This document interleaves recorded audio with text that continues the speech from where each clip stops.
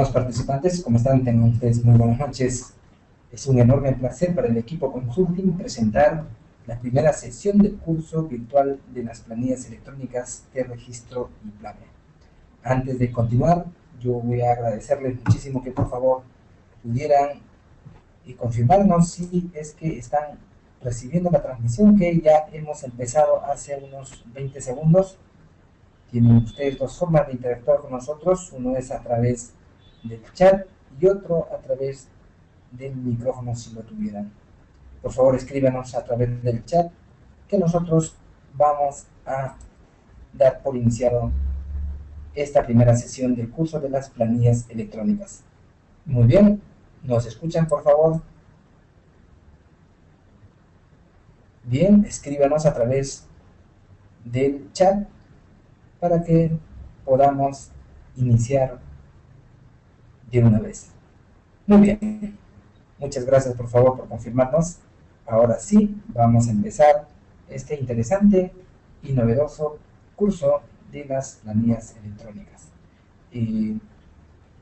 Van a ser 4 sesiones, esta es la primera, ¿no?, que vamos a dictar de nuevo taller.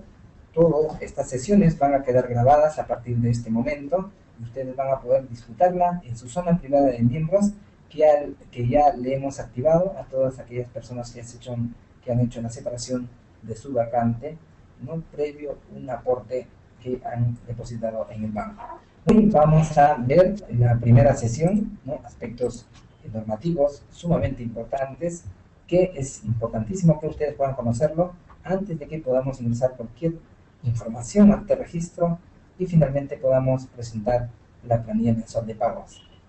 Todo esto es la temática que hoy vamos a desarrollar, entonces amigos prepárense. Vamos a dar también siempre la oportunidad para que ustedes puedan hacer sus consultas y sus preguntas y podamos absolver en vivo. Bien, con ustedes Misael Rivera, gracias por permitirme ingresar al lugar de donde se están conectando y hoy vamos a hacer la transmisión, ¿no?, que estamos aquí en vivo. Muy bien, y para esta sesión hemos invitado al doctor Ángel Portugal Vargas.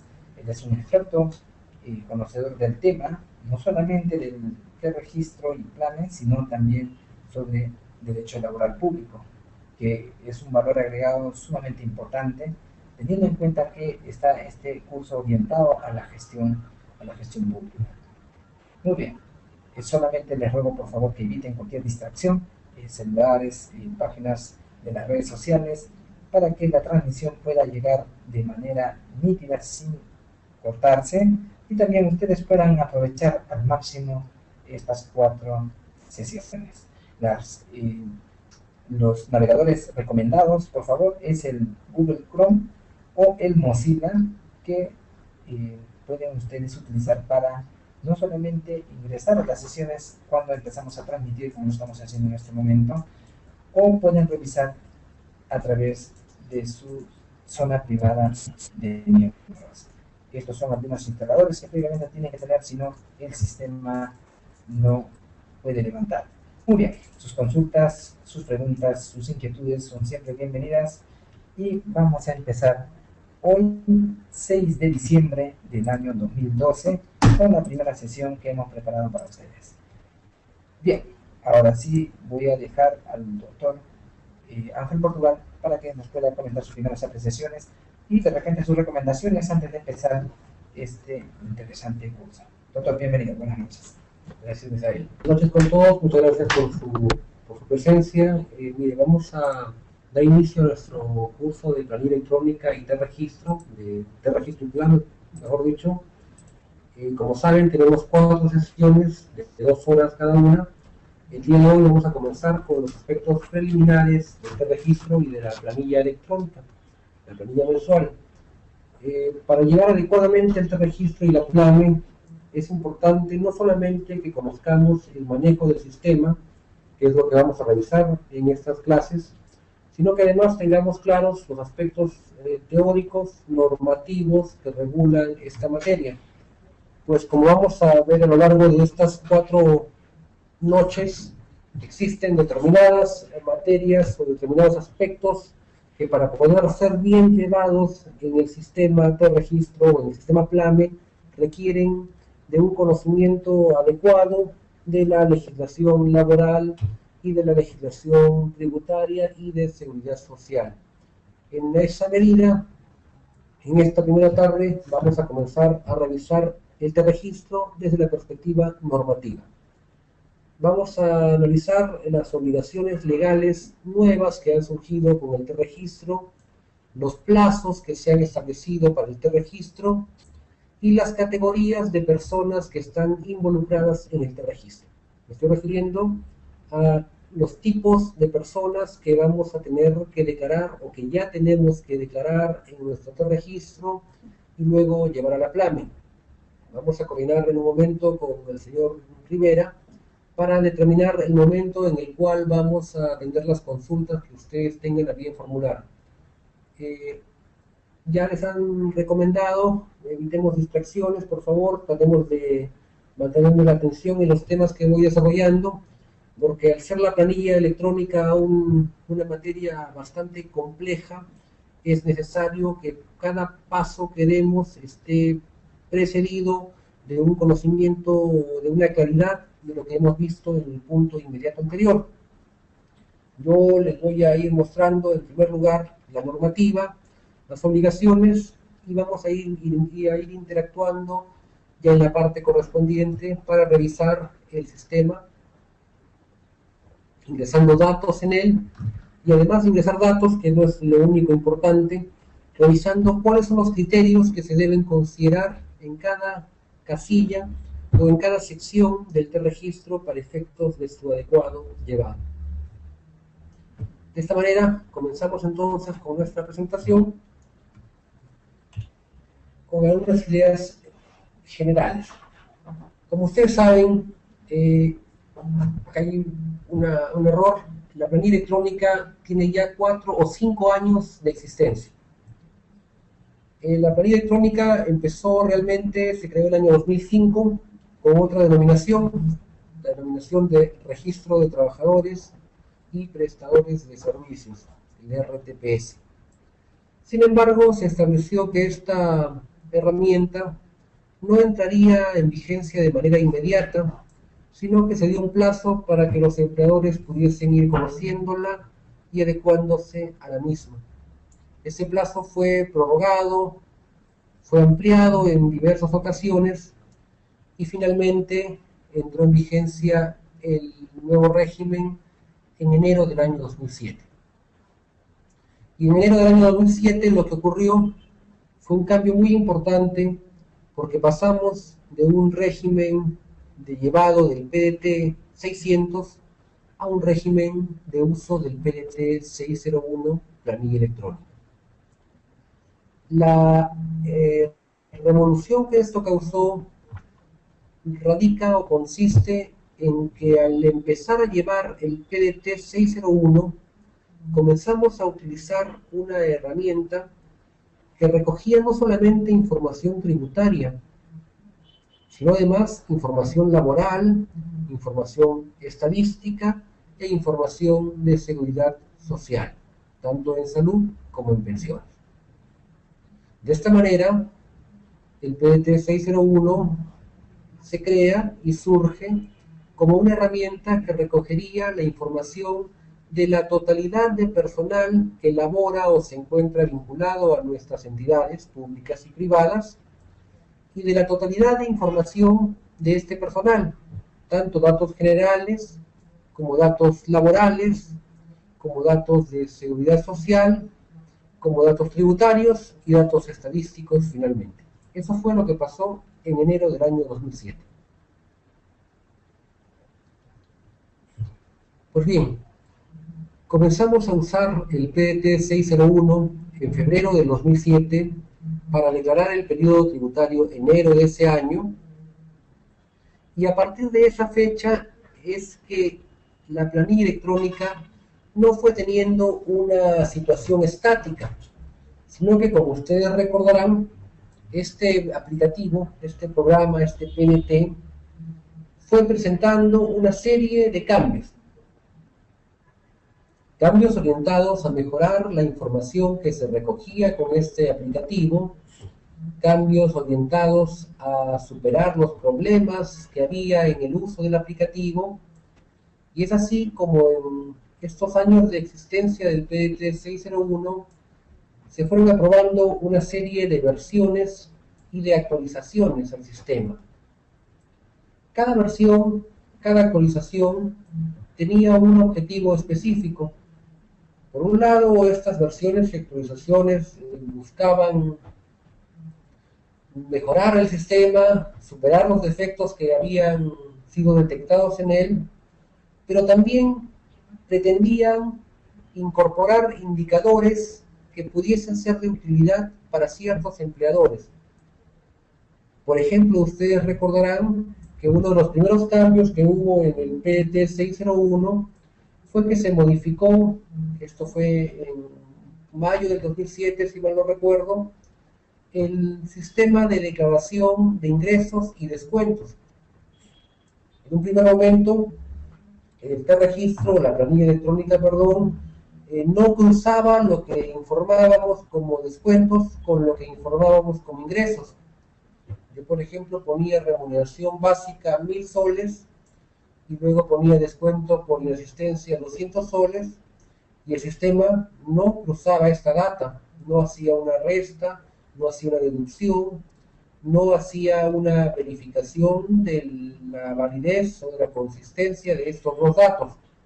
Así, por ejemplo, es que en este año, el 2007, se aprueba una versión que modifica el sistema de declaración de descuentos de manera tal que algunos descuentos afectan la base imponible, algunos descuentos determinan que el ingreso declarado baje y que en consecuencia sobre el resultante sea que se aplique el aporte de salud, la retención pensionaria, en tanto que otros descuentos no hacen esta validación. Esto se hizo a través de una actualización o de una versión que fue muy importante en el año 2007. Por ahí más adelante, en el año 2008, por ejemplo, se aprobó una versión casi exclusivamente para el sector público. Recordarán muchos que el 29 de junio del año 2008 se creó un nuevo régimen de contratación, el régimen CAS, el régimen del decreto legislativo 1057. Lo que ocurrió por entonces fue que la planilla electrónica no estaba adaptada para usar o para declarar a esas personas bajo este régimen. Y fue así que se aprobó una nueva versión para incorporar un nuevo tipo de trabajador, un trabajador bajo el régimen CAS, y un nuevo tipo de ingreso para declarar a esas personas, además de validaciones en cuanto al registro de esta información, y todo eso se hizo a través de una versión. Por ahí más adelante se aprobó otra versión de uso casi exclusivo para el sector privado, que imponía la obligación de declarar las situaciones de tercerización. Ya estaba en el comienzo informada la intermediación laboral, pero en una versión se incorporó un dato de tercerización para que pudiese la planilla electrónica diferenciarse cuándo había situaciones de intermediación y cuándo había situaciones de tercerización por las cuales el empleador pudiese recibir personal o pudiese enviar personal a una tercera empresa. No les voy a hacer un recuento de todas las versiones o de todas las actualizaciones que se han aprobado. Lo que yo busco con estas primeras palabras es hacerles entender que si bien la planilla electrónica ha tenido una evolución bastante dinámica en la medida que ha ido cambiando, actualizándose, modificándose en versiones, ninguna de estas modificaciones ha tenido un impacto o un calibre tan grande como la modificación que estamos presenciando, que se produjo en diciembre del año 2010. Y me estoy refiriendo a esta modificación. El año 2010, en diciembre, se emitió un decreto supremo, el decreto supremo 015-2010-TR, que modificó de manera sumamente importante la planilla electrónica y la dejó convertida en lo que ahora tenemos y en lo que estas tardes vamos a analizar. Este decreto supremo lo que hizo fue partir la planilla electrónica en dos. el PDT 601, que era un solo aplicativo, dejó de ser uno solo para convertirse en dos sistemas. En el registro de información laboral, de un lado, y en la planilla mensual de pagos, del otro. Entonces, a partir del 2010, quedó establecido que los empleadores empezaríamos a utilizar dos sistemas para declarar a nuestro personal. El sistema de registro, el registro de información laboral, y el sistema planilla mensual de pagos llamado PLAME. Esto se aprobó en diciembre del año 2010, pero se estableció que la entrada en vigencia de estos nuevos aplicativos no iba a ser inmediata, sino que se iba a dar un plazo para que los empleadores pudiesen acogerse a los mismos y pudiesen ir conociéndolos.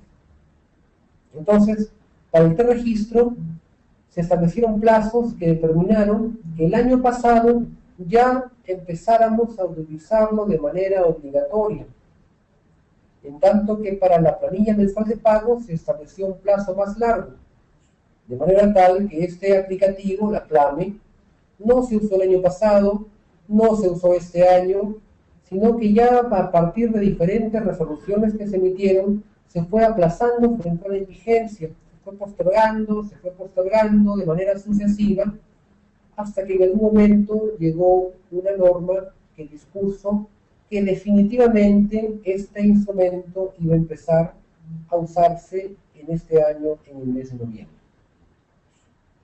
¿Quiénes lo tienen que usar? ¿A partir de cuándo? ¿Con qué reglas? ¿Con qué consideraciones? Es precisamente lo que vamos a revisar en esta primera sesión que hemos comenzado.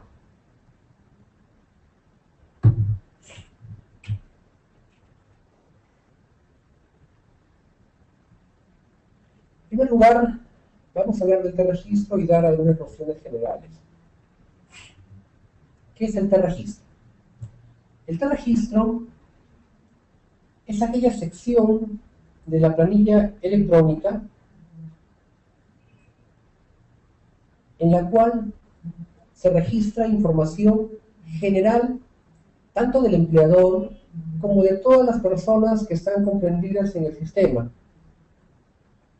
Este registro se caracteriza porque recoge información general, información que tiene la característica de no variar mes a mes, información que en principio uno ingresa por única vez y no tendría luego que estar actualizándola, modificándola, salvo circunstancias excepcionales.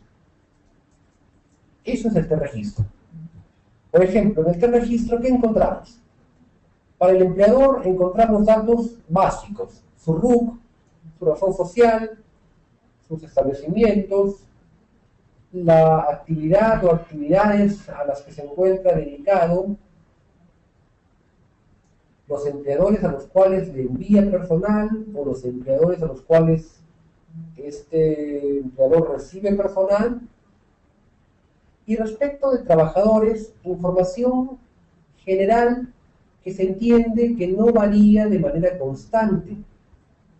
Para trabajadores encontramos, por ejemplo, en esta sección los datos generales de ley, nombres, apellidos, fecha de nacimiento, sexo, domicilio, y datos laborales y de seguridad social que también son generales, por ejemplo, el tipo de trabajador que es esta persona, el tipo de contrato que tiene celebrado con la entidad, si es un contrato a plazo indeterminado, si es un contrato a tiempo parcial, o si es un contrato por suplencia, por emergencia, ocasional, el tipo de trabajador, si es un obrero, un ejecutivo, un empleado, si está bajo el régimen CAS, si está bajo el régimen del profesorado. Información general también referida, por ejemplo, a su nivel educativo, si es un trabajador con secundaria, con estudios superiores, o si es un magíster, un doctor, o si solo tiene primaria. O información también referida a su ocupación, a qué se dedica el trabajador en la empresa. Y esta información se caracteriza, reitero, porque es información básica que tiene la particularidad de que no necesariamente va a estar variando mes a mes, ni siquiera día a día, ni siquiera semana a semana. Puede variar, pero esta no es la característica fundamental de esta información. Esta es información que va a servir para ser declarada por única vez y que no vamos a tocar en este registro, salvo que se presenten circunstancias excepcionales que nos determinen a modificarla y actualizarla en el sistema. Esta información no viaja mes a mes a la SUNAT. Esta información es data que se registra por primera vez, por única vez, y que luego en los meses que vamos presentando la PLAME ya es información que está en el sistema de la SUNAT. La PLAME, como también vamos a ver más adelante, lo que hace es recoger cierta data del registro para poder luego generar la declaración, pero recoge data esencial. Toda la data desarrollada, desagregada, detallada, está contenida en el registro. Y esta data no se va a requerir actualizar mes a mes. Esa data queda intacta en tanto no se presente una situación que obligue a modificarla. Ese es el registro. Y este registro, que acá la idea más importante realmente que dejemos para el final, pero es la central, que esta declaración en este registro se hace en línea. Eso es lo más importante. La información de este registro es información fresca, información que se declara no esperando que acabe un mes, no esperando que acabe la semana, sino que información que se declara inmediatamente se produzca y de acuerdo a plazos muy cortos que se han establecido en las normas dictadas. Eso es lo fundamental del registro. ¿Y qué es la planilla mensual de pagos? La planilla mensual de pagos es aquella sección de la planilla electrónica que está compuesta o está constituida por un aplicativo especial que lo que hace es recoger las ocurrencias de cada periodo mensual.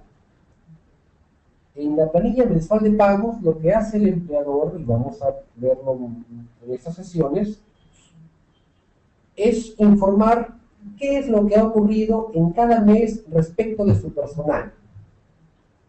Cuánto le ha pagado, cuánto le ha descontado, cuántas horas trabajó el personal, cuántas horas ordinarias, cuántas horas extraordinarias, cuántos minutos ordinarios, cuántos minutos extraordinarios,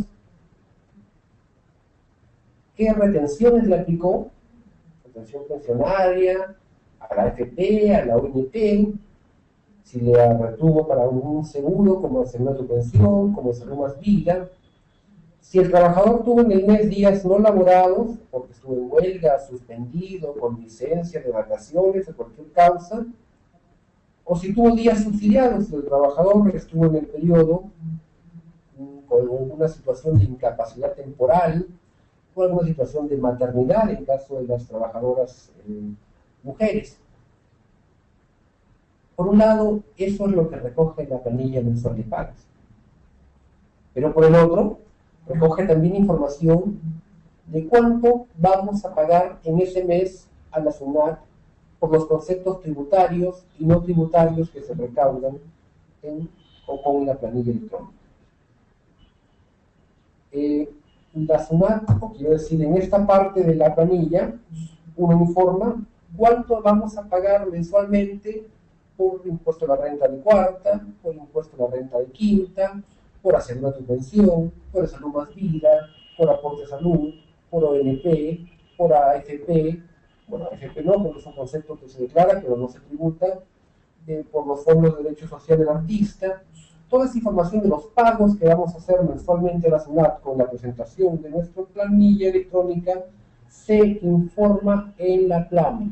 Y esta sí es información que va fresca y que debe estar presentada mes a mes. Les voy a pedir que a este momento vayan tomando nota de las preguntas que ustedes tengan. Yo voy a coordinar con el ingeniero Rivera para hacer un alto en algún instante para poder atender sus consultas, porque es importante que todas estas cosas que yo les voy diciendo queden absolutamente claras. Si queremos llegar más tarde o en la siguiente sesión a manejar con claridad y con propiedad la planilla electrónica de registro y PLAME, es necesario que todos esos conceptos sencillos que estamos revisando nos queden suficientemente claros para poder luego llevarnos a la parte práctica y no tener en ella alguna dificultad o algunas preguntas sobre la manera de declarar. ¿A partir de cuándo está en vigencia este registro? Existe una desinformación general en muchos empleadores porque creen que este registro está entrando en vigencia en estos meses, en octubre, noviembre, diciembre. Eso no es correcto. El registro ha entrado en vigencia ya hace bastante tiempo. Ha entrado en vigencia en dos tramos. Para declarar derechohabientes, el registro es obligatorio a partir de febrero del año pasado. Miren, eso significa que para declarar a derechohabientes, el registro es obligatorio desde hace 1 año y 10 meses. Esto no es ninguna novedad. Esto significaría entonces que hasta que en el momento actual deberíamos tener perfectamente controlado este registro en cuanto se refiere a derechohabientes, porque hemos estado ya 1 año y 10 meses supuestamente manejando ese sistema. ¿Y qué pasó con trabajadores, pensionistas y demás? Para estas personas, el registro está en vigencia a partir de agosto del año pasado. Significa que el sistema es obligatorio hace 1 año y 4 meses. Esto también nos lleva a la conclusión de que habiendo pasado 1 año y 4 meses, lo lógico hubiera sido que los empleadores tuviesen ya su sistema perfectamente ordenado, actualizado y listo para poder utilizar la PLAME. Si revisamos la última resolución que ha emitido la SUNAT hace 1 mes, disponiendo ya a partir de cuándo entra en vigencia este sistema de la PLAME, podemos advertir con claridad que entre los motivos o entre las razones por las cuales la SUNAT ha prorrogado la entrada en vigencia de la PLAME y ha establecido tramos para que ésta sea obligatoria, se encuentra que ha verificado que los empleadores no están aún adaptados de manera adecuada al registro. Los empleadores no han cumplido aún con limpiar la información de su registro. Entonces, si revisamos esta norma que emitió la SUNAT, que vamos a comentar en un momento, encontraremos que por qué se ha establecido que la PLAME entre en vigencia para ciertas personas recién el año siguiente, porque se ha encontrado que los empleadores, pese a haber pasado tanto tiempo de entrada en vigencia del registro, aún no han cumplido con adecuarse plenamente a él. Y como también les voy a explicar, el registro es la base para poder utilizar la PLAME. Con un registro desactualizado o con información incorrecta, faltante, inconsistente, es imposible que podamos utilizar de manera correcta la PLAME. ¿Y la PLAME a partir de cuándo está en vigencia? Miren, la PLAME ha sido pública o ya está disponible hace mucho tiempo, desde el año pasado. Desde el 30 de noviembre del año pasado ya la PLAME estaba disponible en la web de la SUNAT. Pero se estableció que el uso de esta iba a ser opcional durante cierto tiempo. Entonces, en estos meses, desde el año pasado, que se pone a disposición del público la PLAME, la han utilizado aquellos empleadores que voluntariamente querían usarla. ¿Y cuándo es que la PLAME ya deja de ser voluntaria y se convierte en obligatoria? Es lo que vemos en esta diapositiva. Va a depender en primer lugar de si somos sector público o si somos sector privado. Si somos entidad pública, la PLAME se va a utilizar obligatoriamente para declarar el periodo enero 2013 en adelante. Quiere decir que si yo soy una municipalidad, o soy un ministerio, o soy un organismo dependiente de un ministerio,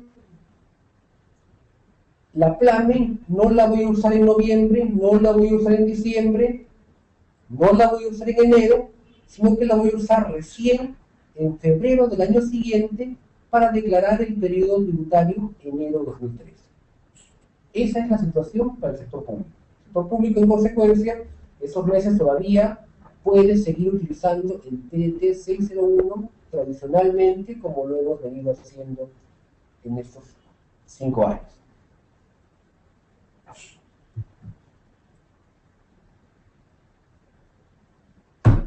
Para el sector privado, el régimen es diferente. En el sector privado, si yo tengo que utilizar la PLAME ya, o si la voy a tener que utilizar recién en el año 2013, depende de un factor, y es del número de trabajadores que tenga esta entidad privada. Si es una entidad privada, una empresa privada, con un número bien reducido de trabajadores, hasta 5 trabajadores, la PLAME se usa obligatoriamente a partir del periodo tributario octubre de 2012. Quiere decir que esos empleadores que tienen hasta 5 trabajadores han debido declarar octubre de 2012, declaración que se ha presentado en el mes pasado, usando ya la PLAME. Ya para esos empleadores no era posible seguir con el PDT 601. El mes pasado, en noviembre, ya debieron utilizar obligatoriamente la PLAME para declarar octubre. Y este mes, diciembre, ya tienen que usar la PLAME nuevamente para declarar el periodo noviembre. Empleadores con 6 a 50 trabajadores usan la PLAME obligatoriamente a partir de noviembre de este año. Quiere decir que si yo soy un empleador que tiene 40 trabajadores, por ejemplo, en este mes de diciembre, en que voy a declarar el periodo noviembre de 2012, ya estoy obligado a usar la PLAME. Ya no puedo seguir en este mes usando el PDT 601. Es obligatorio que use la PLAME. Empleadores con 51 a 1000 trabajadores usan la PLAME a partir de diciembre. En consecuencia, esos empleadores, a partir del mes de enero, empiezan a usar la PLAME para declarar el periodo tributario de diciembre de 2012. Y aquellos empleadores más grandes, que son los que tienen más de 1000 trabajadores, usan la PLAME obligatoriamente a partir del periodo enero 2013. Esto significa que cuando presenten la declaración de enero 2013 en el mes de febrero de este año, el 2013, va a tener que hacerse necesariamente y de forma obligatoria utilizando ya la planilla mensual de pago. De esta manera, entonces, ya hemos revisado en esta primera parte cuáles son las reglas de entrada en vigencia de uso del registro y de la PLAME. Vamos a puntualizar algunas conclusiones por si alguien quiere anotarlo para tenerlo claro. Son los siguientes. La primera es que este registro contiene información general. Este registro se hace en línea, como segunda idea. Es información general e información declarada en línea. Y la tercera idea y fundamental es que este registro ya está en vigencia o ya es obligatorio hace más de un año. Para trabajadores es obligatorio desde el mes de agosto del año pasado. Y para derechohabientes es obligatorio desde hace mucho tiempo atrás, desde febrero del año 2011. Estas son las conclusiones respecto del registro. En cuanto a la PLAME es obligatoria dependiendo de si somos entidad pública o si somos entidad privada, como primera idea. Si somos entidad pública, la PLAME se usa obligatoriamente para declarar el periodo tributario enero 2013. Y si somos entidad privada, dependerá de cuántos trabajadores tenemos. Empleadores con hasta 5 trabajadores usarán la PLAME para declarar octubre, o deberían usar la PLAME para declarar octubre. empleadores con 6 a 50 usarán la PLAME en este mes de diciembre para declarar noviembre. Empleadores con 51 a 1000 lo harán para declarar diciembre. Y los empleadores más grandes, con 1000 trabajadores o más, lo utilizarán para declarar el periodo enero 2013. ¿Tienes alguna pregunta? Bien.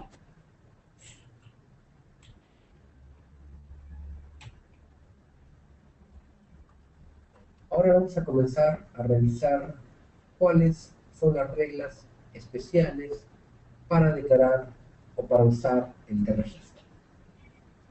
Nuevamente les repito, no olviden ir anotando sus consultas de manera que más adelante podamos ir revisando esas consultas de manera ordenada, de manera sistemática, sobre todas las materias o los temas que yo voy a desarrollar o estoy desarrollando en estas diapositivas. En el T-Registro, ¿qué personas se inscriben? ¿O qué es lo que yo en el T-Registro debo inscribir?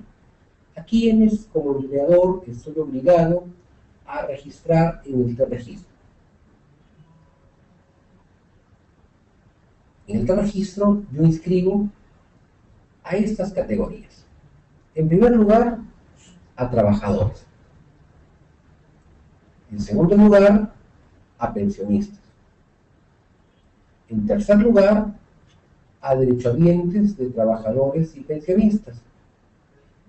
En cuarto lugar, a personal en formación. Y en quinto lugar, a personal de terceros. Trabajadores, pensionistas, personas en formación, terceros y derechohabientes. Son las 5 categorías o los 5 tipos de personas que se declaran en el T-Registro. Revisemos ahora quiénes componen cada una de estas categorías. Los trabajadores son aquellos que tienen un vínculo laboral con la entidad declarante. Esto es sumamente fácil, ¿no? Un trabajador es un trabajador o una persona que labora bajo el régimen 728 o bajo el régimen 276 o incluso bajo el régimen 1057, régimen CAS. Ese es un trabajador en la planilla electrónica, en el T-Registro. Los pensionistas, ¿quiénes serán? Si yo, por ejemplo, contrato a una persona que percibe pensión de una AFP para que trabaje en mi entidad como abogado, como contador o como especialista en alguna materia, y lo contrato bajo el régimen CAS, por ejemplo, ¿esa persona que yo estoy contratando es un trabajador o es un pensionista? Teniendo en cuenta que percibe una pensión de otra entidad, de una AFP o del sector público tal vez, ¿qué es para mí? ¿Es trabajador o es pensionista? La respuesta es que esa persona es para mí un trabajador, porque para mí, o conmigo, como empleador, como entidad declarante, esa persona tiene un vínculo de tipo laboral. Trabaja para mí y yo le pago una remuneración. Así que yo lo declaro como un trabajador. ¿Cuándo declaramos pensionistas? ¿O quiénes son pensionistas en el T-Registro? Pensionistas son aquellas personas a las cuales la entidad declarante les paga una pensión por la cual les retiene un aporte a la salud del 4%. Eso es un pensionista. Aquel al cual la entidad declarante le paga una pensión y le retiene un aporte a la salud del 4%. Entonces, ¿quiénes declararán pensionistas? En el sector privado difícilmente declararán pensionistas, las AFP lo harán. En el sector público declararemos pensionistas todos aquellos que tenemos a personas bajo el régimen pensionario de la 2530 y a los cuales le pagamos una pensión de jubilación, o una pensión de invalidez, o una pensión de sobrevivencia, que puede ser a una viuda, a un viudo, o a hijos menores de edad, o a hijos mayores que cursan estudios, o incluso en algunos regímenes los padres. Ese es un pensionista. ¿Quiénes son para las personas en formación o el personal en formación? El personal en formación son los practicantes. Está compuesto por los practicantes. ¿Qué practicantes? Si yo soy un ministerio y tengo practicantes, declaro a estas personas en el registro. Si yo soy una municipalidad y tengo practicantes de derecho, los declaro en el registro, pues no es tan sencillo. Los practicantes que van en el registro son aquellos que están sujetos al régimen de la actividad privada, o que están sujetos al régimen de modalidades formativas laborales. En el sector privado existe una ley, que es la ley 28.518, que regula las prácticas preprofesionales, las prácticas profesionales y otras modalidades formativas. Esta ley se aplica al sector privado, pero también se aplica al sector público en cuanto la entidad tenga personal sujeto al régimen 728. Entonces, aquellas entidades que tienen personal 728 y que contratan practicantes para alguna actividad vinculada a la labor de la empresa, de la entidad pública, tendrán que declararlos en el registro. Aquellas entidades, por el contrario, que no tienen régimen 728 y que sin embargo contratan practicantes, no están en la obligación de informar a este personal en el registro. Por ejemplo, una municipalidad que tiene practicantes de contabilidad, a los cuales les paga una propina de 300 soles, a esos practicantes no existe la obligación de informarlos en el registro. Esas son entonces las reglas que se consideran para declarar practicantes en el registro. Además de practicantes, el registro exige información de los terceros. ¿Quiénes son los terceros? Los terceros son aquellas personas que son enviadas a la entidad declarante, a la empresa o entidad pública, para que hagan una labor de riesgo y que por esa labor la entidad que los recibe les contrata el seguro complementario de trabajo de riesgo. Entonces, para que una persona que yo recibo en mi entidad de una tercera empresa esté declarada en el registro o tenga que ser declarada en el registro, tiene que cumplirse dos condiciones: que sea una persona que labora o que ha sido enviada para laborar para mí en labores de riesgo, y que sea una persona a la cual la empresa que la está mandando no le ha contratado el seguro complementario. Cuando ocurre eso, a las personas, estos terceros que son enviados por otra empresa, las tenemos que declarar de forma individualizada en el registro. Y por último, en el registro están también los derechohabientes. ¿Quiénes son los derechohabientes?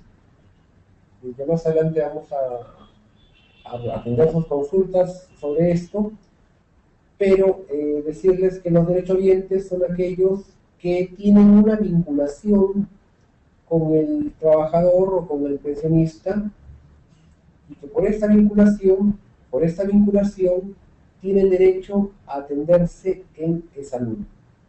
Ese es un derechohabiente, aquel que está vinculado al trabajador o pensionista y que por eso tiene derecho a atenderse en salud. ¿Quiénes tienen la condición de derechohabiente? ¿Quiénes son derechohabientes?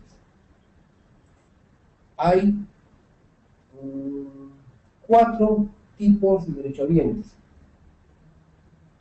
Vamos a ir revisando uno a uno para que nos quede claro y para que ustedes pues me vayan preguntando qué comprende cada una de estas personas o quiénes son cada una de estas personas. En primer lugar, el derechohabiente es un cónyuge. Si el trabajador tiene un cónyuge, una cónyuge, o si la trabajadora tiene un cónyuge, esa persona, el esposo o la esposa, tendrá la calidad de derechohabiente. Esa persona podrá atenderse en salud. La condición para que una esposa o un esposo sea derechohabiente es que éste no tenga la calidad de asegurado titular, de asegurado regular. Eso significa que si yo soy trabajador y mi esposa también es trabajadora, ella no puede ser mi derechohabiente, porque ella ya es asegurada titular por tener la condición de trabajadora. En cambio, si es que la esposa no trabaja, o si el esposo no trabaja, sí puede ser derechohabiente y recibir las prestaciones de la Seguridad Social en salud. Luego de la esposa, el siguiente derechohabiente es el concubino o la concubina. Concubino o concubina es aquella persona que tiene una relación de convivencia con el trabajador o con el pensionista por un periodo de 2 años, al menos, y que además es condición para que alguien sea concubino, para que haya concubinato, que ambos estén libres de impedimento matrimonial. Quiero decir que para que el concubinato exista, para que la relación de concubinato exista y todos los efectos legales del concubinato se produzcan, se requiere que ambas personas estén libres de impedimento matrimonial. De otra manera, que ambas personas sean solteras o divorciadas eventualmente. Siendo así, el concubinato produce estos efectos y el concubino tiene derecho a atenderse en salud. ¿Quién no hace derechohabiente luego del concubino? Los hijos. ¿Qué hijos? Los hijos menores de edad y los hijos mayores de edad que tienen incapacidad absoluta y permanente para el trabajo. Los hijos menores de edad son derechohabientes, se atienden en salud, se declaran en el registro, y los hijos mayores de edad, si es que cuentan o tienen incapacidad absoluta y permanente para el trabajo. Esos hijos tienen la calidad de derechohabientes y se informan en el registro. Ahora, basta que tengan la condición de hijos para que tengan que informarse. No importa si el hijo es matrimonial o si es un hijo extramatrimonial. Y si es un hijo extramatrimonial, no importa si es un hijo que fue reconocido por el trabajador o pensionista, o si es un hijo cuya paternidad se declaró judicialmente. No interesa la circunstancia, no interesa la filiación, la manera de filiación. Lo que basta es que tenga la calidad de hijo. Con esa calidad de hijo ya se convierte en derechohabiente. Y por último, existe un siguiente tipo de derechohabiente, que es la gestante. La gestante es un derechohabiente especial que se caracteriza porque la atención que le brinda es salud dura lo que dure la gestación. ¿Quién es la gestante? La gestante es aquella mujer que no es ni la esposa ni la concubina del trabajador o del pensionista. Esa mujer que, sin embargo, no siendo la esposa ni la concubina, está esperando un hijo para el trabajador o para el pensionista.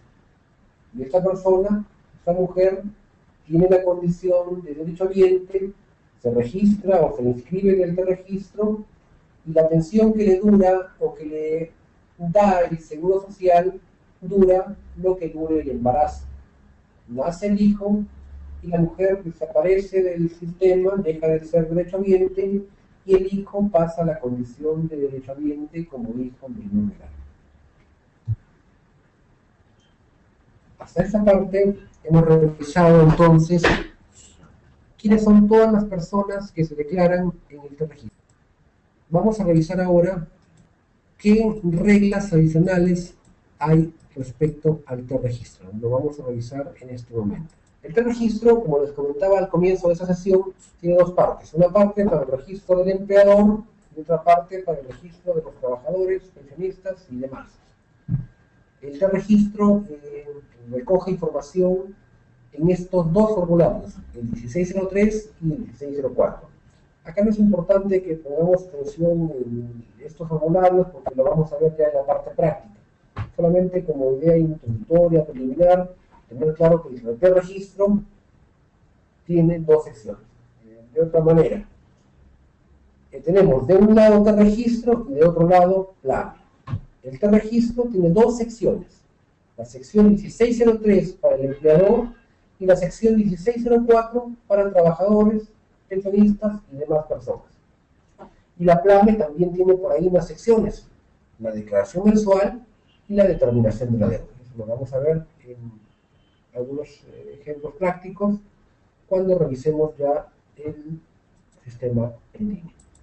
Aquí hay un tema que es importante que podamos tener claro antes de entrar a revisar el registro, y es que este sistema no se ha creado de la nada, sino que se ha formado a partir de una información que la SUNAT cargó masivamente el año pasado. ¿Qué es lo que se quiere decir con esto? Es que el registro no está implementado desde cero, sino que las empresas o los empleadores, tanto públicos como privados, hemos tenido una carga inicial que ha hecho la SUNAT el año pasado. ¿En qué consiste esta carga? Consiste en que la SUNAT ha tomado el año pasado la información de los PDTs que presentamos en marzo, abril y en mayo, de esos tres PDTs, y todo lo que había sido declarado en de esos tres PDTs ha sido importado de manera automática y de oficio al registro. Entonces, cuando nosotros el año pasado empezamos a ver nuestro registro, no lo encontramos en blanco, sino que debimos encontrar en él alguna información que la SUNAT ya había cargado. Y esta información es la que como empleadores declaramos en los periodos marzo, abril o mayo del año pasado. Todo lo que se declaró después de estos periodos, ya la SUNAT no lo importó o no lo consideró en la carga inicial. Pues todo aquello que hubiese ocurrido a partir de junio del año pasado, ya existía la obligación del empleador de hacer el registro directamente en el sistema. Implementación. Para que la SUNAT hiciese esta carga inicial, la SUNAT consideró aquellas personas que hubiesen sido informadas con DNI, siempre que el número de DNI y la fecha de nacimiento coincidiera con la información declarada ante RENIEC. De esta manera es que se puso una condición por la cual no todo el personal declarado en los PDTs de marzo, abril y mayo fue cargado a la base del registro, sino solo aquel personal que teniendo DNI había sido declarado con el número de DNI y con la fecha de nacimiento de manera coincidente con la existente en la data de RENIEC.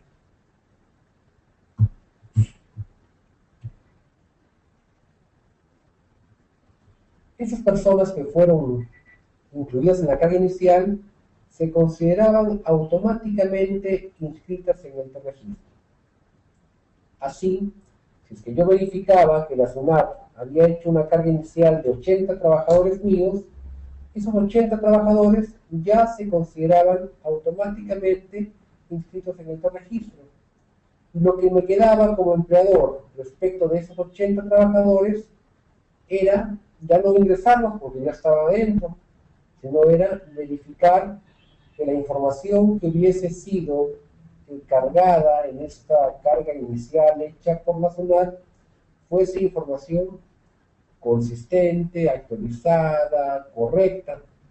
Y si yo verificaba que la información no presentaba esas características de consistencia y de actualización, correspondía al empleador hacer la actualización, la corrección o incluso hacer la baja correspondiente.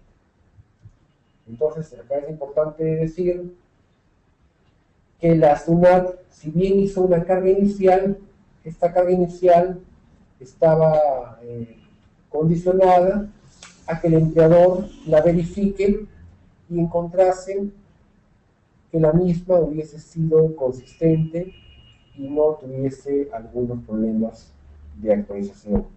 Porque de encontrar que había alguna necesidad de actualizarla o de modificarla o darle de baja, el empleador estaba en la obligación de hacerlo. Aquellos que no han sido incluidos en la carga inicial hecha por la SUNAT del año pasado debieron ser informados por el empleador de manera directa.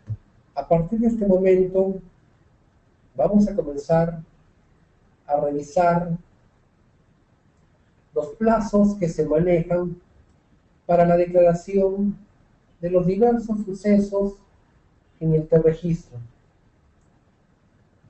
Al comienzo de la sesión yo les comentaba que habían algunos plazos que se habían establecido para el cumplimiento de las obligaciones derivadas del registro y que eran plazos que tenían la condición de ser bastante cortos y que además su infracción, esto sí lo digo como novedad, genera o puede generar la imposición de sanciones tributarias y sanciones laborales, por lo cual es sumamente importante que esta información sea declarada dentro de los plazos correspondientes.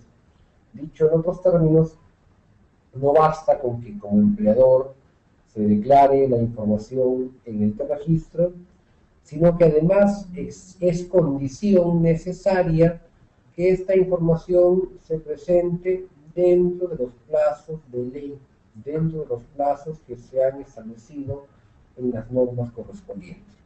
Así que ahora vamos a revisar qué obligaciones nuevas se han creado, se han impuesto con el registro y qué plazos se han establecido para el cumplimiento de estas obligaciones. El primer plazo es el plazo para el registro o para el alta de trabajadores, de personas en formación y de terceros.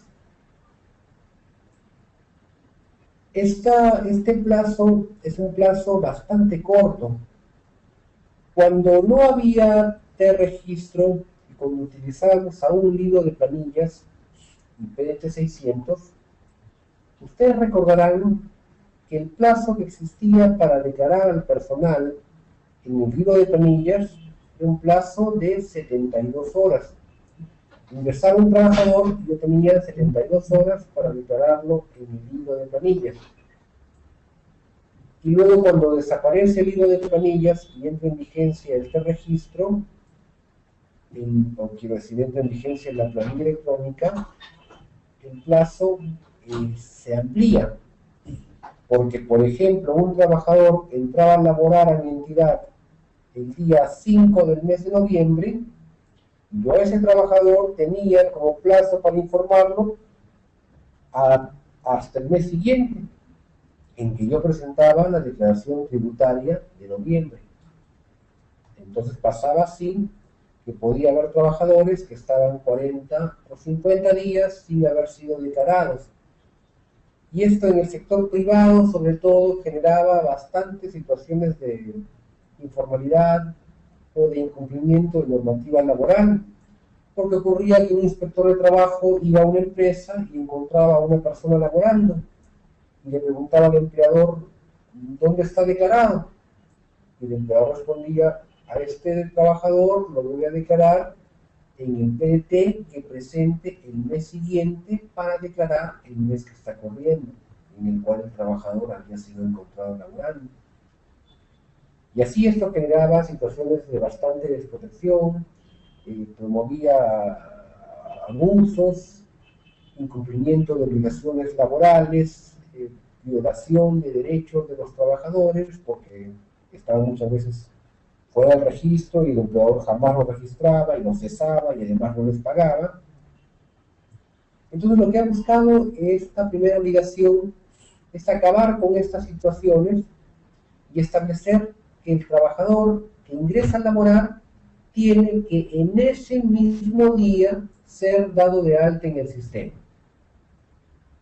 Noten que no es una obligación de darle de alta en 24 horas ni en 48 horas. Es la obligación de darle de alta en el mismo día en que ingresa a laborar. Debemos reconocer que esta obligación, o que cumplir esta obligación exactamente como ha sido establecida, claro que nos va a presentar bastantes dificultades, sobre todo cuando se trata de entidades grandes o de entidades que tienen un régimen descentralizado, entidades, por ejemplo, que centralizan la planilla en Lima, pero que tienen labor o trabajadores en todo el país. Es una entidad grande, por ejemplo, que ingresa un trabajador o a la cual ingresa un trabajador en Puno o en Moyobamba, a ese trabajador hay que darle de alta en este registro en el día. Esto implica que si acá en Lima manejan este registro en la empresa, esa empresa tiene que tener acá en Lima la información completa de ese trabajador para poder darle de alta en el mismo día en que entró a laborar.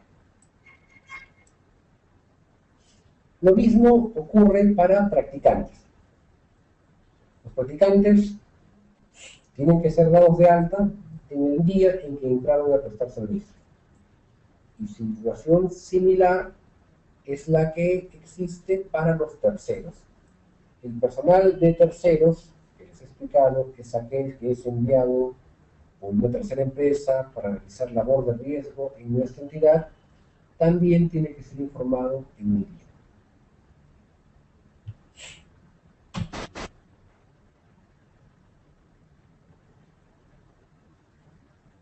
Los pensionistas. Para los pensionistas hay un plazo más extenso. ¿Qué plazo es este? El plazo es el primer día hábil del mes siguiente a aquel en el cual se pagó o se puso a disposición la pensión.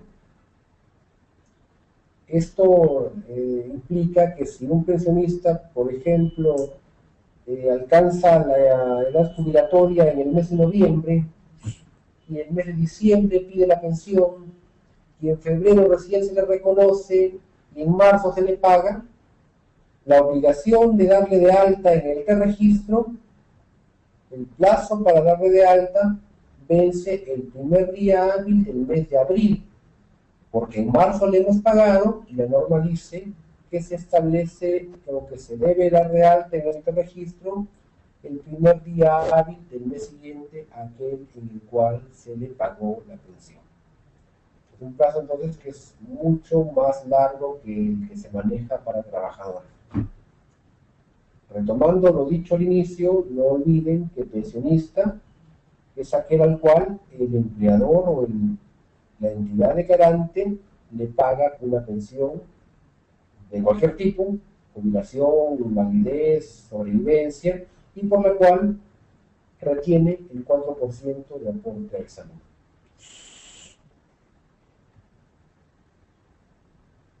Derechohabientes.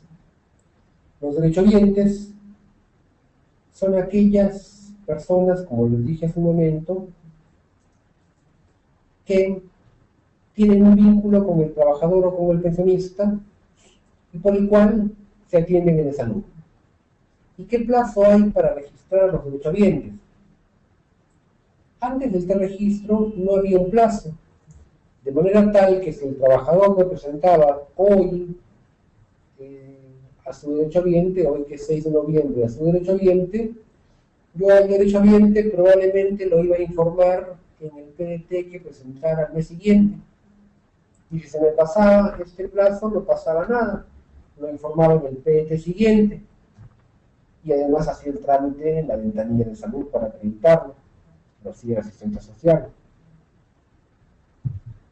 Esto ha cambiado a partir de febrero del año pasado. Con la nueva norma se ha establecido que los derechohabientes se declaran el primer día hábil siguiente en que fueron presentados por el trabajador a su empleador.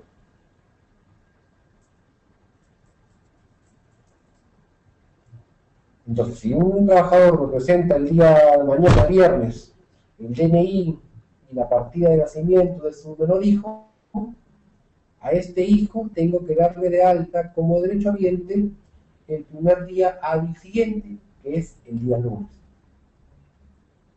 Es importante decirles que la declaración de derechohabientes está siempre sujeta a que el trabajador me presente la información necesaria y la documentación requerida por el sistema.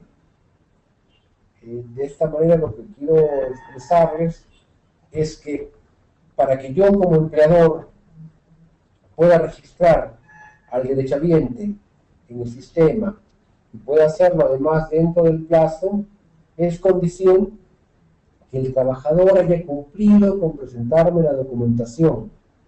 Si yo sé que el trabajador tiene un hijo y sin embargo el trabajador no me presenta la documentación necesaria para darle de alta a ese hijo en el sistema, sencillamente yo no tendré la posibilidad de cumplir la obligación y ahí nadie me podrá sancionar porque no es que yo no haya querido darle de alta, sino es que el trabajador no ha cumplido con la obligación de acreditarme a su derechohabiente. Y básicamente, ¿qué se requiere para acreditar un derechohabiente? Se requiere el DNI, si es un hijo, si es una esposa, si es una concubina. Pero además, y como vamos a ver más adelante, existen ciertos documentos especiales para cada tipo de derechohabientes. No basta, por ejemplo, que el trabajador me traiga el DNI de su esposa donde dice casado, ¿no? Se requiere además del DNI que me traiga la partida de matrimonio. Pero si me trae solo el DNI, yo no puedo darle de alta a la esposa. ¿Alguien me va a multar por no darle de alta? No se podría, porque yo lo estoy haciendo no por un ánimo de incumplir, sino porque no cuento con la información o los documentos necesarios. Igual si el trabajador me trae el DNI de un niño, yo podría darle de alta, sí, podría darle de alta, porque en el DNI sale además el nombre de los padres, pero es necesario además que me traiga la partida de nacimiento. Y así vamos a revisar más adelante que para cada tipo de derechohabiente se exige, además del DNI, que es fundamental, cierto documento. Estas ideas que vemos en esta diapositiva son generales. Y las ideas son que esos plazos que se han establecido son plazos límite. El que sean plazos límite significa que el empleador puede hacer los registros o puede hacer el ingreso en el registro en una fecha anterior. El empleador, por ejemplo, tiene hasta el primer día hábil del mes siguiente para registrar al pensionista, pero no quiere esperar al último momento, sino que lo quiere hacer en ese mes, no hay problema. Puede cumplir con el registro dentro del mismo mes en que ha pagado la pensión. Igual, un trabajador entra a laborar el día de hoy, yo no tengo que esperar a las 12 de la noche para cumplir con el alta, puedo hacerlo con anterioridad. O yo, por ejemplo, sé que mi trabajador va a entrar a laborar el domingo, es un obrero que va a laborar a partir del domingo, o cualquier trabajador que labore a partir del domingo. Yo, como sé que el domingo no trabajo, nadie está el domingo trabajando en el registro, puedo registrarlo perfectamente el viernes. La idea aquí es que esos plazos son plazos que no se pueden pasar, no se pueden vencer, pero dentro de ellos o antes de ellos el empleador está perfectamente posibilitado de cumplir con la obligación o cumplir con el registro. ¿Y qué pasa con los prestadores de servicios cuarta categoría?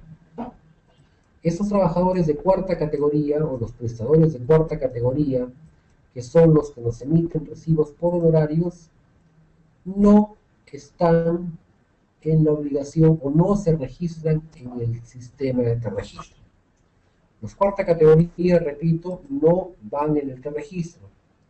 Los cuarta se informan solamente en la planilla mensual de pagos. Esto implica o esto supone, significa que si yo tengo en este mes personas que han ido a mi entidad a prestarme servicios por los cuales me han emitido recibo por honorarios, no es obligatorio que yo los registre en el día, en el registro, en línea. Esas personas van a ser registradas o informadas el mes siguiente cuando yo presente mi declaración mensual a través de la clave. Los cuarta categoría, entonces, y es una pregunta muy frecuente, no se informan en el registro. Los cuarta no van en el registro. Los cuarta no van en línea, los cuarta no se informan en el día, sino que estos se van informando en el mes siguiente a aquel en el cual prestar los servicios, porque es en ese mes que tenemos que presentar una planilla mensual de pagos, informar el recibo por horarios y decir cuánto le pagamos, cuánto le retuvimos o cuánto no retuvimos en caso de encontrarse exonerados de la retención del impuesto a la renta por no superar los límites establecidos en las normas tributarias.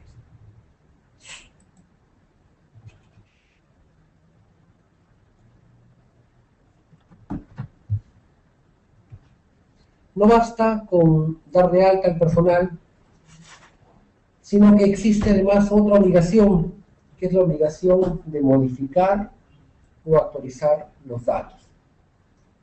Esto significa que cuando yo doy de alta a un trabajador, yo el registro no lo vuelvo a modificar para ese trabajador, lo dejo tal cual yo lo declaré, salvo que se presente alguna situación que haga que los datos de ese trabajador cambien. Cualquier dato de ese trabajador se modifique, me obliga a mí a entrar al registro y hacer la modificación correspondiente dentro de cierto plazo además. Es decir, es importante saber que cuando ocurren cambios en la data del personal, esos cambios se actualizan en el registro dentro de cierto plazo. Y este plazo es un plazo que también es relativamente corto, es de 5 días hábiles. ¿Contados desde cuándo? Desde que ocurre el suceso que determina el cambio o desde que el empleador toma conocimiento del mismo. Entonces, ocurre algún hecho que modifica la información de mis trabajadores o de mis pensionistas o de mis practicantes, y tengo 5 días hábiles para entrar al sistema y hacer la actualización de esa data, de ese dato, de ese cambio, de ese campo. ¿Qué cosas podrían cambiar? Esto lo vamos a ver más adelante cuando revisemos la parte práctica en el sistema. Pero hay muchas cosas que podrían cambiar, y entre esas cosas que podrían cambiar, hay algunas que el empleador va a conocer tan pronto cambie. Y hay otras cosas que el empleador va a conocer solamente en la medida que el trabajador se las informe. Por ejemplo, si el trabajador cambia de tipo de contrato, es un trabajador que tiene contrato de suplencia y que ahora va a ser un trabajador a plazo indeterminado. Este cambio de suplencia a indeterminado es un cambio que el empleador conoce inmediatamente, porque es él quien está permitiendo que cambie la condición laboral. Y este cambio tenemos como empleadores 5 días hábiles para registrarlo desde que se produjo. Igual, si yo tengo a un ejecutivo o a un empleado que pasa a la condición de ejecutivo, yo lo he promovido, yo tengo la obligación entonces de informar ese cambio dentro de los 5 días hábiles siguientes a la fecha en que ocurrió.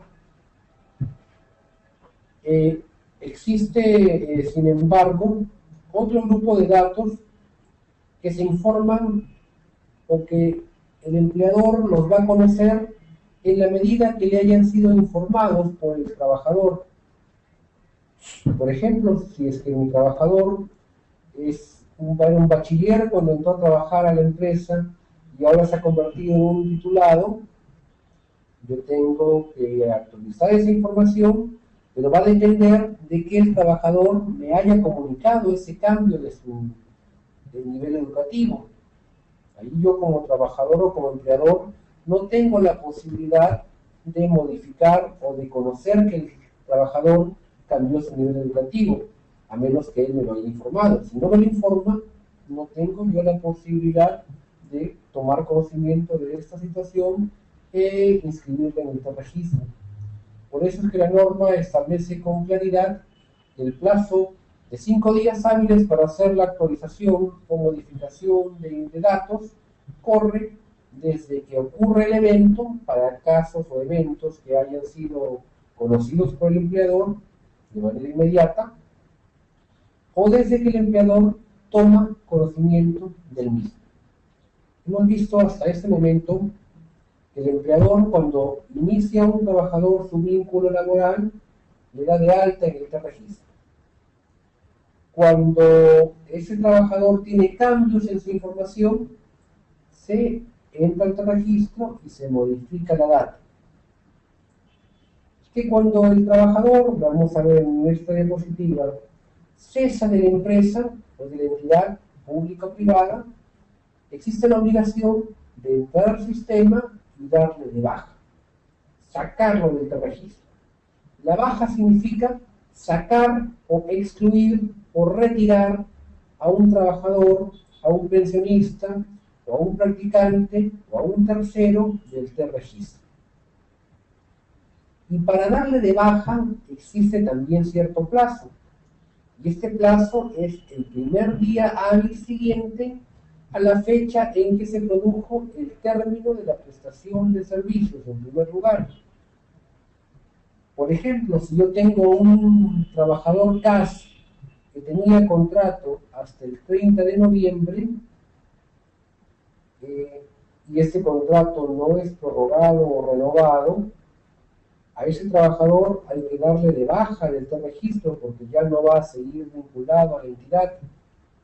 ¿Y qué plazo hay para darle de baja? El primer día hábil siguiente. El 30 de noviembre cayó viernes, en consecuencia el primer día hábil para darle de baja fue el lunes 3. Y así hay diversas situaciones. Por ejemplo, un trabajador renuncia. Hoy me presenta su renuncia y ¿cuándo tendría yo que darle de baja? Recuerdan ustedes que la renuncia no es automática, sino que se establece un plazo de preaviso. Nadie puede renunciar ahora y dejar de trabajar a partir de mañana.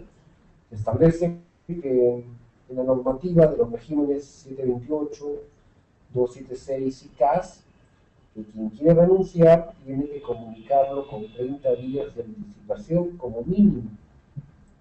Entonces, un trabajador que presenta su renuncia no le doy de baja todavía, sino hasta que opere efectivamente la renuncia. Y esta renuncia, ¿a partir de cuándo va a operar? 30 días después de presentada, salvo que el empleador haya decidido exonerarlo de esos 30 días y permitirle que la renuncia opere en un plazo menor. ¿En qué otra situación existe la obligación de dar de baja? Por ejemplo, para pensionistas. Cuando el pensionista pierde su condición de tal, tenemos al día hábil siguiente para darle de baja en el sistema. Ahora, puede ser que el pensionista pierda la condición de pensionista porque fallece o porque, por ejemplo, pide la suspensión de la pensión.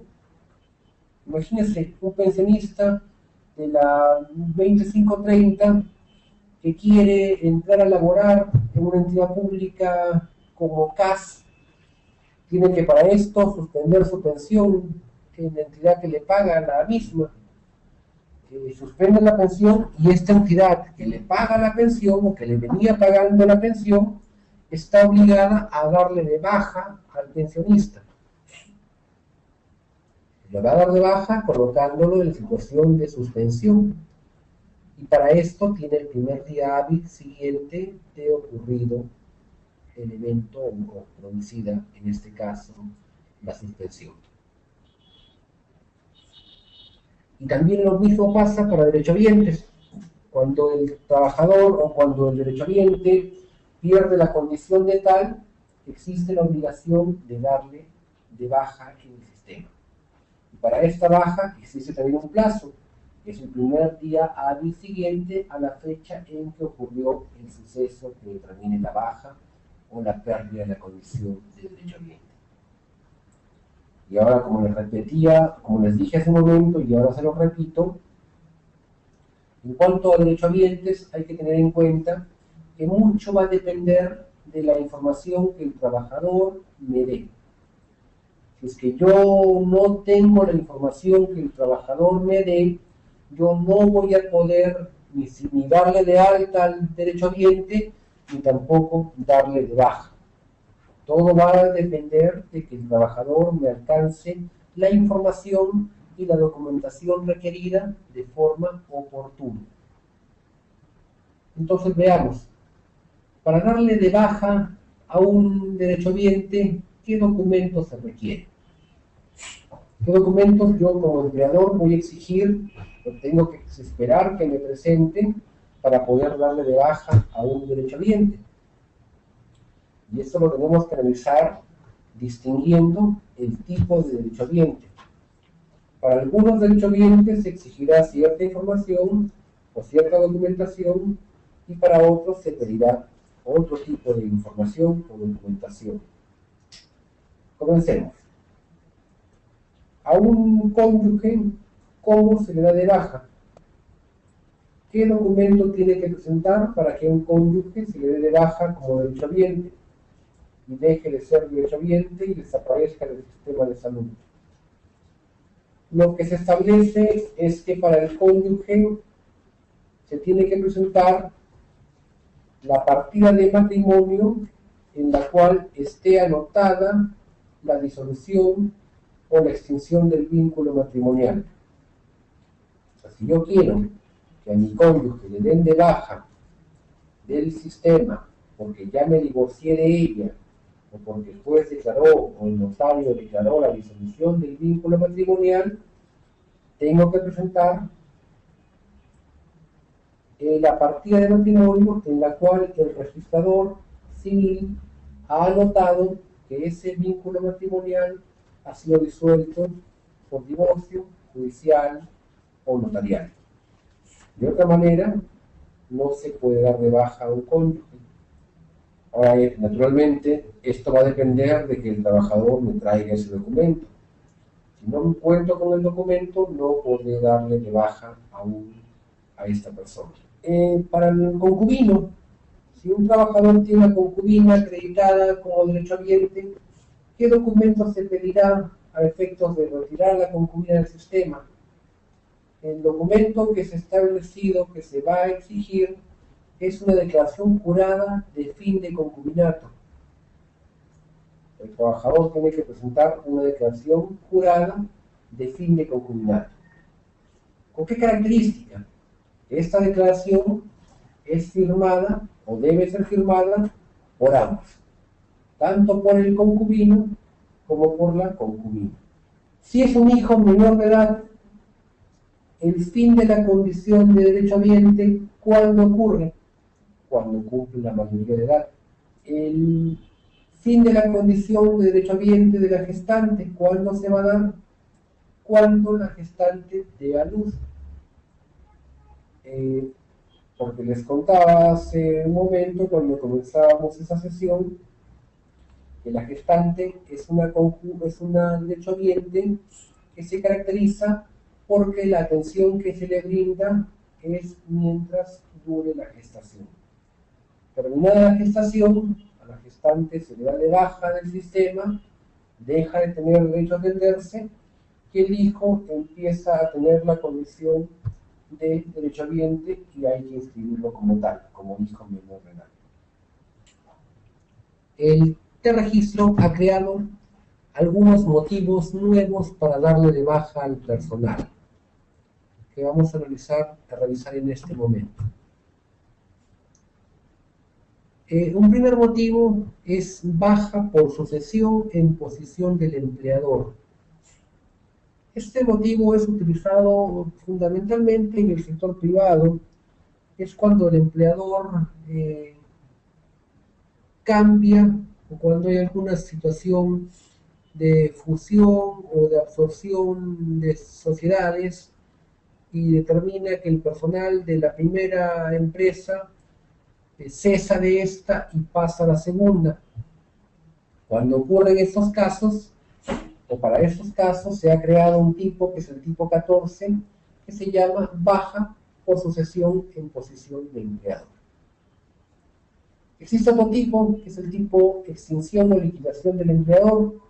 Cuando un empleador se extingue, la baja del personal tiene que registrarse e indicarse que esta extinción de la relación ha ocurrido porque el empleador se extinguió o se liquidó. Estos motivos no existían antes en el PDT 601, se han introducido en este registro como novedad. Y el tipo 17, no se inició relación laboral o prestación efectiva de servicios. Yo les comentaba que existen plazos límite para declarar al personal. Si un trabajador va a comenzar a laborar a partir del lunes, yo el lunes, como máximo, tengo que darle de alta en el T-Registro. Pero yo podría hacerlo de manera anticipada para evitar problemas. Entonces, supongamos que yo el día viernes, mañana, le doy de alta a un trabajador que va a comenzar a laborar a partir del lunes siguiente. Y llega el lunes y el trabajador no se presenta y ya está de alta en el T-Registro. Pasa el martes, pasa el miércoles y el trabajador no se presenta y ya está de alta en el T-Registro. ¿Qué es lo que se debe hacer? Darle de baja. ¿Y qué motivo de baja indicaremos en esos casos? ¿Ha habido renuncia? No. ¿Ha habido despido? Tampoco. ¿Ha habido fallecimiento? No lo sabemos. Para esos casos, lo que se ha hecho es implementar el tipo 17, que es una forma de extinción que consiste en que no se inició la relación laboral o prestación efectiva de servicios.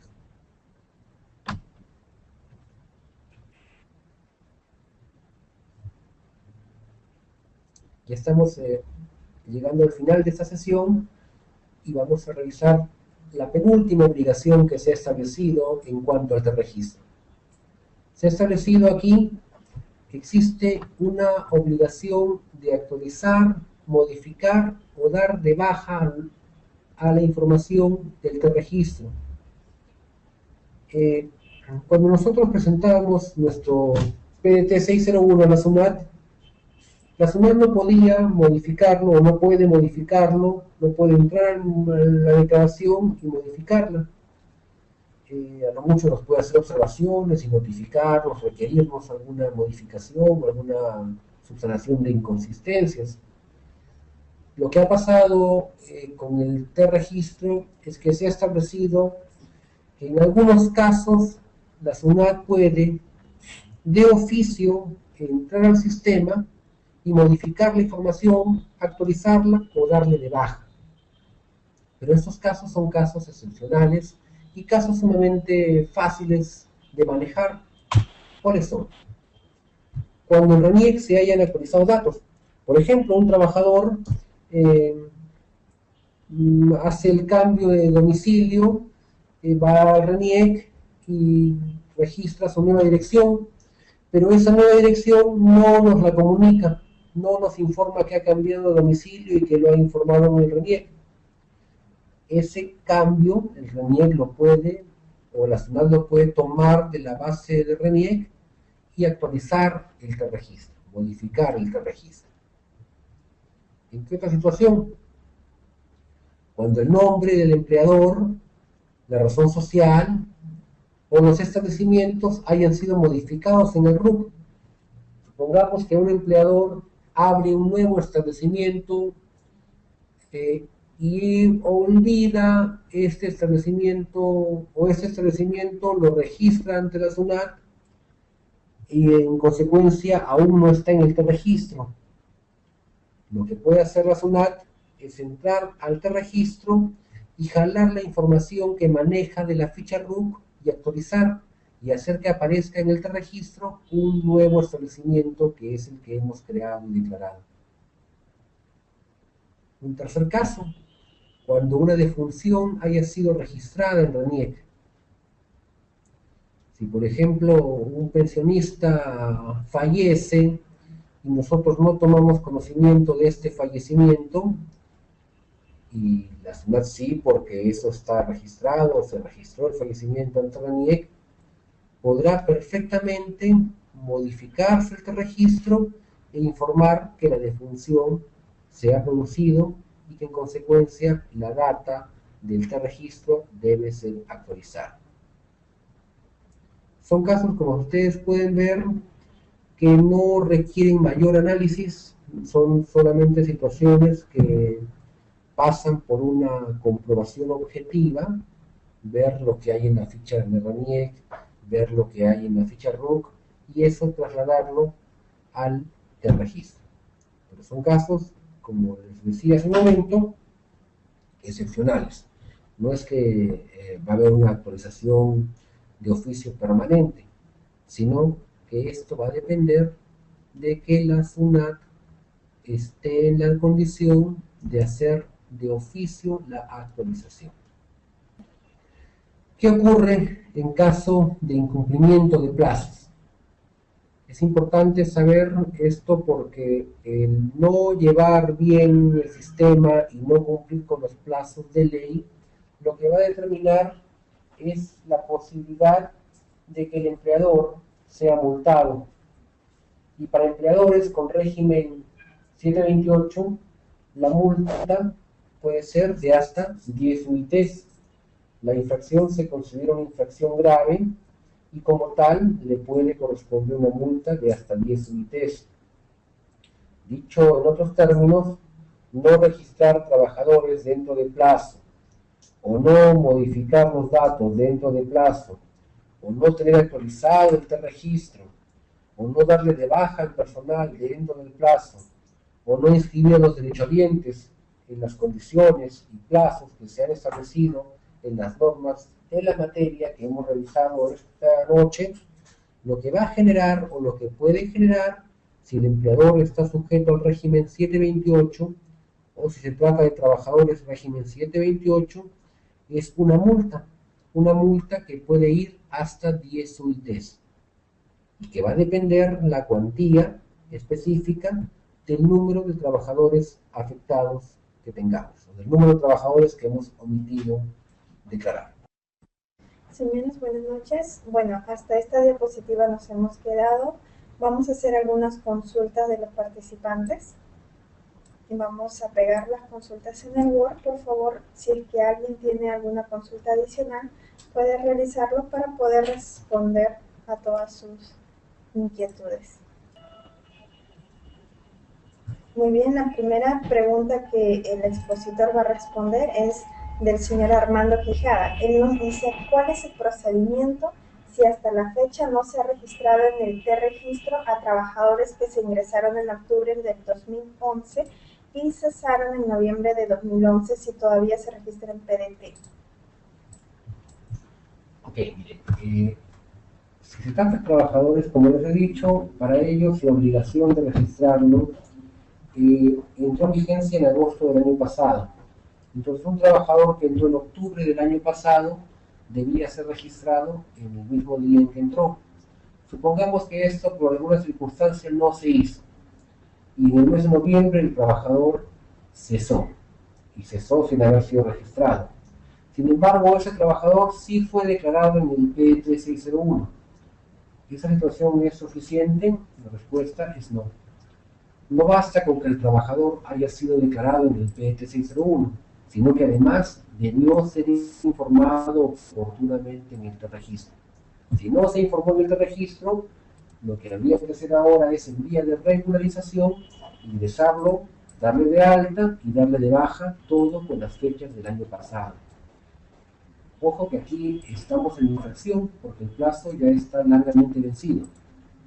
Pero si tenemos que tratar de subsanar de alguna manera y evitar alguna observación posterior, no nos va a quedar otra que regularizar. Muy bien, señor Armando. Luego él nos sigue preguntando, ¿cuál es el procedimiento cuando no se ha actualizado la data desde el 2011 hasta la fecha? Claro, y la respuesta es similar a la anterior. La data ya debió ser actualizada, pero se puede entender que algunos empleadores por desconocimiento o por falta de medios no la hayan todavía actualizado. En este caso, lo que tienen que hacer solamente es entrar al registro con el procedimiento que vamos a explicar en la siguiente sesión y darle de alta a la totalidad del personal. Esta alta la pueden hacer manualmente, uno por uno, o se puede hacer también de manera masiva vía importación de datos. Lo importante es que como se haga la importación manual o masiva, que se cumpla cuanto antes con actualizar la información, porque como les he venido diciendo, tener el registro completo es indispensable para que se pueda luego llevar la plana adecuadamente. Muy bien, ahora continuamos con la pregunta de la señora Rosana. Ella nos dice, ¿el empleado que recién inicia actividades puede entrar a la ONP?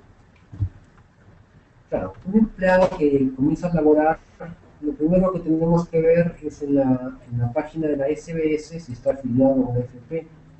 Si está afiliado a una FP, no le queda otra que quedarse en la FP o de repente cambiarse de FP, pero no pasarse a la ONP.